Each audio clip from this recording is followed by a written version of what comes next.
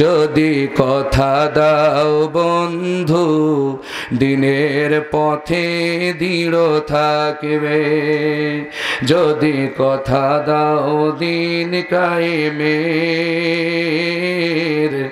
অগ্রণী ভূমিকা রাখবে, তবে তোমাকেই গান শোনাবো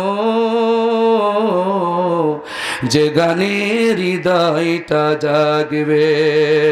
যদি কথা দাও বন্ধু দিনের পথে দৃঢ় থাকবে, যদি কথা দাও দিন কায়েমের অগ্রণী ভূমিকা রাখবে, তবে তোমাকেই গান শোনাবো যে গানে ঈমানটা জাগবে। যদি কথা দাও বন্ধু দিনের পথে দৃঢ় থাকবে। জোরে কান মারহাবা। আমার গানে যদি তোমার মনে ঈমানি তৃপ্তি ছড়ায়, আমার সুরে যদি সবার প্রাণে জিহাদি প্রেরণা যোগায়, তাহলে আমার কণ্ঠ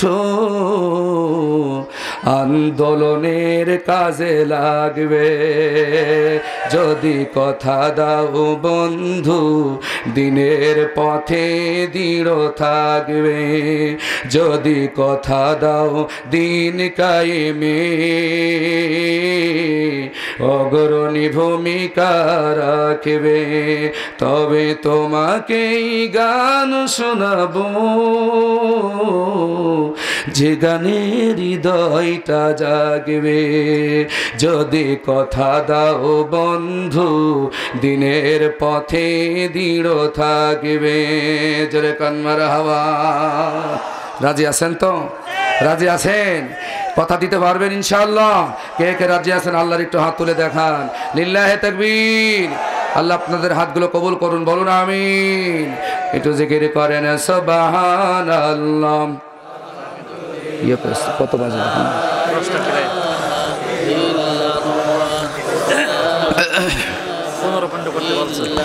সুবহানাল্লাহ ওয়ালহামদুলিল্লাহ লা ইলাহা।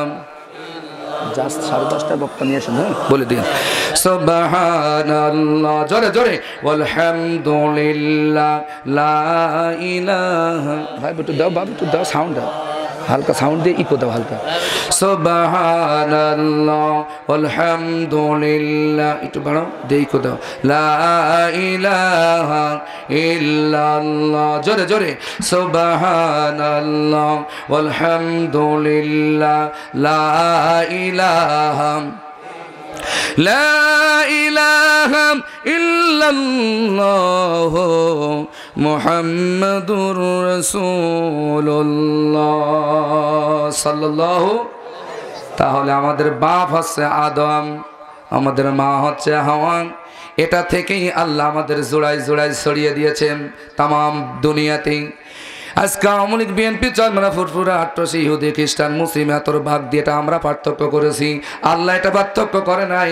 আল্লাহর কাছে পরিচয় হচ্ছে মানুষ। ইয়া আইয়ুহান নাস, আমরা আল্লাহর কাছে, আমরা তার মানুষ। কথা বলেন ঠিক কিনা? সেই মানুষের নাম ধরে আল্লাহ বলেন ইয়া আইয়ুহান নাস اتقوا ربكم الذي خلقكم والذين من قبلكم لعلكم تتقون। হে মানব সমাজ, তোমরা তোমাদের সৃষ্টিকর্তার ভয় করো, যিনি তোমাদেরকে সৃষ্টি করেছেন। ওয়াল্লাযীনা মিন ক্বাবলিকুম, আর যিনি তোমাদের পূর্ববর্তীগণকে সৃষ্টি করেছেন। লাআল্লাকুম তাত্তাকুন, আশা করা যায় সে আল্লাহকে যদি ভয় করতে পারো, তার ইবাদত যদি করতে পারো, আশা করা যায় তোমরা কামিয়াবি হবে। তার মানে তোমরা মুত্তাকি হয়ে যাবে, তোমরা আল্লাহওয়ালা হয়ে যাবে। জোরে বলেন সুবহানাল্লাহ। সব জায়গায় ইবাদত করবেন কার? এবার আল্লাহ তাআলা বললেন ওয়াত্তাকুল্লাহাল্লাযী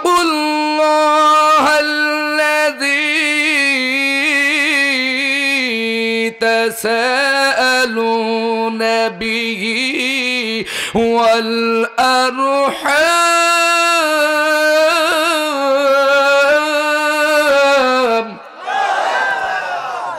আর তোমরা সে আল্লাহকে ভয় করো। আবার একই আয়াতের ভিতরে দুইবার আল্লাহ ভয়ের কথা বললেন।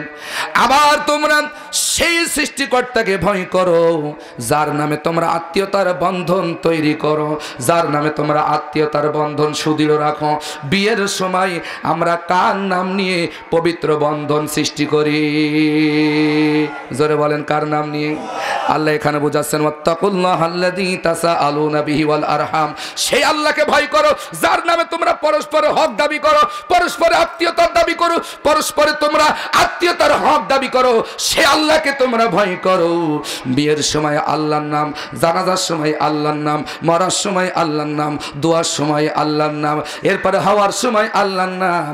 তাহলে তোমার সে আল্লাহু আকবার ধ্বনি দিলে তোমার গা চুলকায় কেন? তাহলে বোঝা যাচ্ছে তুমি পাক্কা শয়তান। আরো জোরে বলেন ঠিক না বেঠিক? ইমানদাররা কখনো আল্লাহর নাম শুনে তাদের গা চুলকায় না, বিরোধিতা বাড়ে না। কারণ ওয়াত্তাকুল্লাহাল্লাযী তাসাআলুনা বিহি ওয়াল আরহাম, আমরা তো সে আল্লাহর নামে শপথ করে আমরা মহান পবিত্র বন্ধন আমরা তৈরি করে দিই। এই জন্য বিয়ের সময় এই আয়াতটা আমার নবী তেলাওয়াত করতেন, সূরা নিসার 1 নম্বর আয়াত, যখন খুতবা দিতেন নবী করিম সাল্লাল্লাহু আলাইহি সাল্লাম। এই জন্য গোটা পৃথিবীতে যতদিন বিয়ে হবে এই বিয়ের খুতবায় এই আয়াতটা পড়া সুন্নাত হয়ে গেছে। জোরে জোরে বলেন সুবহানাল্লাহ। সব জায়গায় আল্লাহর নাম নেও, তাহলে সংসদে কেন আল্লাহর নাম থাকবে না? আরো জোরে বলেন। মৌতের সময় আল্লাহর নাম, জানাজার সময় আল্লাহর নাম, হওয়ার সময় আল্লাহু আকবার, বিয়ের সময় আল্লাহর নাম, তাহলে সংসদে কেন আল্লাহর নাম থাকবে না? তাহলে সংসদে কেন আল্লাহর কোরআন থাকবে না? এটা যারা চাই না বুঝে নেবেন ওদের অন্য চুলকানি আছে। কিয়ামতের দিন ওরা ধরা পড়ে যাবে। আমার বালিয়াডাঙ্গাবাসী, আমার তিলচাঁদপুরবাসী, আমার এলাকাবাসী ভাইরা ফিরে আসেন, আর সময় নষ্ট না করে আল্লাহকে ভয় করে কোরআনের পথে ফিরে আসেন। কারণ আল্লাহ রাব্বুল আলামিন এই দুনিয়াতে চিরদিন থাকার জন্য পাঠান নাই, আমাদের কিছু সময় বেঁধে দিয়েছেন। এই সময়টা যদি আল্লাহর কোরআনের পথে কোরবানি করে দিতে পারেন, আল্লাহকে ভয় করে নিজের জীবনকে যদি উৎসর্গ করে দিতে পারেন, কিয়ামতের ময়দানে আল্লাহ ওয়াদা দিয়েছেন, বান্দারে ভুলে যাস না, তোরা ভুলে গেলেও আমি আল্লাহ তোদের ভুলবো না। কারণ কিয়ামতের ময়দানে আমি আল্লাহ সরাসরি তোদের জান্নাতের ভিতরে মেহমানদারি করব। আরো জোরে বলেন সুবহানাল্লাহ। তাহলে এই কোরআনের পক্ষে থাকতে রাজি আছেন কে কে? দু হাত তুলে দেখান। লিল্লাহে তাকবীর, লিল্লাহে তাকবীর। আল কোরআনের আলম, আল হাদিসের আলম, কোরআন আছে যেখানে, কোরআন নাই যেখানে, বাংলার মুসলিম। লিল্লাহে তাকবীর। আলহামদুলিল্লাহ। যে দুটি হাত মহান মাবুদকে দেখালেন, সেই দুটি হাত একটু পকেটে ঢুকাতে বলছি, ঢুকবেন কি এবার? কেন আমরা তো এই জায়গায় হুজুর জান দেবো কিন্তু মাল দেবো না। জান আর মাল দুইটার বিনিময়ে জান্নাত দিবেন কে? মোমেনরা কখন এর ভয় পাই না। কথা বলেন ঠিক না ঠিক? আমার ভাইয়েরা, আমার আপন ফুফুতা ভাই এই মসজিদের ইমাম জানেন, তাও খুব আদর করে আমার বললেন, ভাই একটু কালেকশন করে দিন, আপনি আমার ভাই, আপনার ভাই অনেক দাবি আছে, তো সেই দাবি নিয়ে আমি আপনার আমার মুসলমান ভাই, এলাকার মানুষ আমার খুব কাছের মানুষ, এরা ডাকলে ওই টাকার দিকে আমি গিফারি টাকাই না, টাকা দিক আর না দিক ওটা ব্যাপার না, ওরা আমার ভালোবেসে ডাকতেছে, এটাই আমার কাছে বড় চাওয়া। কথা বলেন ঠিক না ঠিক? টাকার পাগল আমি গিফারি না। তো আমি শুধু এই মসজিদের জন্য আপনাদের কাছে একটু আহ্বান করছি, এলাকাতে যারা আছেন, যার যেমন সামর্থ্য আছে, 1000, 100, 200, 1 টাকা 2 টাকা, যার যা সামর্থ্য আছে, একটা খেজুর কেনার টাকাও যদি থাকে অন্তত দিয়ে যাবেন। রাসূল বলেছেন, যদি কোনো সামর্থ্য না থাকে একটা খেজুর খাওয়াও, মানুষকে একটা খেজুর খাওয়াও, তবুও আল্লাহ খুশি হলে তোমারে মাফ করে দিবে। সুবহানাল্লাহ জোরে বলেন। তো আমি আপনাদের কাছে আহ্বান করছি, অনেক বড় লোক মানুষ এলাকাতে আছেন, যার যতটুকু সামর্থ্য আছে, আমি চাপিয়ে দিচ্ছি না ভাই, এই মসজিদের জন্য, আল্লাহর ঘর, এখানে মানুষ প্রতিদিন 5 ওয়াক্ত সেজদা দেয়। কথা বলেন ঠিক কিনা? আপনার 1 টাকার বিনিময়ে, আপনার 1000 টাকার বিনিময়ে, আপনার 10,000 টাকার বিনিময়ে, এক ব্যাগের সিমেন্টের বিনিময়ে অনেক কাজ এখানে বাকি আছে। তো আপনাদের কাছে আহ্বান করেছেন কর্তৃপক্ষ, ইনশাআল্লাহ আব্দুল কাদের জিহাদি ভাই আছেন, অত্যন্ত গুরুত্বপূর্ণ আলোচনা করেন। আমি আজকে তার জন্য মন ছেড়ে দিয়েছি, আমি বেশি গরম করলাম না, কারণ তার জন্য একটু সুযোগ করে দিচ্ছি আমি, কারণ আমি গরম করলে আবার তার জন্য একটু কষ্টকর হয়ে যাবে। এই জন্য অনেকে আমার কাছে অনুরোধ করে, ভাই একটু কম কম করে দিয়েন, কারণ আমাদের কষ্ট হয়ে যায়। এই জন্য আমি একটু আপনাদের কাছে আহ্বান করতেছি, ভাইয়ের এই মসজিদের জন্য তাড়াতাড়ি একটু আসেন। আলহামদুলিল্লাহ, একজন মারা গেছে, 1000 টাকা দান করেছে। লিল্লাহে তাকবীর। আল্লাহ তাআলা 1000 টাকা দিয়েছি, কবরে চলে গেছে। আল্লাহ, এলাকার মানুষ আমাকে মহব্বত করে, ভালোবাসে, চাইলে কেউ ফিরাই না গো আল্লাহ। কে আওয়ামী লীগ, কে বিএনপি, কে কোন দল করে, সকলে ভালোবেসে চাইলেই দিয়ে দেয়। 1000 টাকা দিয়েছে। আল্লাহ তাআলা মারা গেছে, আল্লাহ কবরটাকে জান্নাতের টুকরা বানিয়ে দাও, জোরে বলেন আমিন। হাফেজ আতিকুর আব্বা অসুস্থ, 1000 টাকা দিয়েছেন, জোরে বলেন মারহাবা। আল্লাহ, হাফেজ ছেলে কত ভালো মানুষ, বাপ অসুস্থ, দোয়া চেয়েছেন। আল্লাহ, আব্বা কত কষ্ট করে ছেলের লেখাপড়া শেখা, আব্বা অসুস্থ, আল্লাহ তুমি বাপকে সুস্থ করে দাও, শেফায়ে কাজেলা দান করে দাও, জোরে বলেন আমিন। মসজিদের ক্যাশিয়ার ছিল আবু হোসেন, 1500 টাকা দিয়েছেন। আল্লাহ, তিনি চলে গেছে, তোমার কাছে ধরা পড়ে গেছে। মসজিদের ক্যাশিয়ার ভুল ত্রুটি জীবনে যদি হয় মাফ করে দাও। 1500 টাকা দিয়েছে।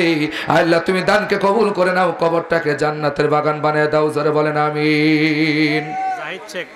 জাহিদ শেখ বাপের জন্য দোয়া চেয়েছে, 500 টাকা দিয়েছে, জোরে বলেন মারহাবা। আল্লাহ তাআলা আব্বা দুনিয়াতে নাই, 500 টাকা দিয়েছে গো আল্লাহ, দানকে কবুল করে নাও। আল্লাহ, আব্বাকে তুমি ক্ষমা করে দাও। কাসেম শেখ 500 টাকা, লিল্লাহে তাকবীর।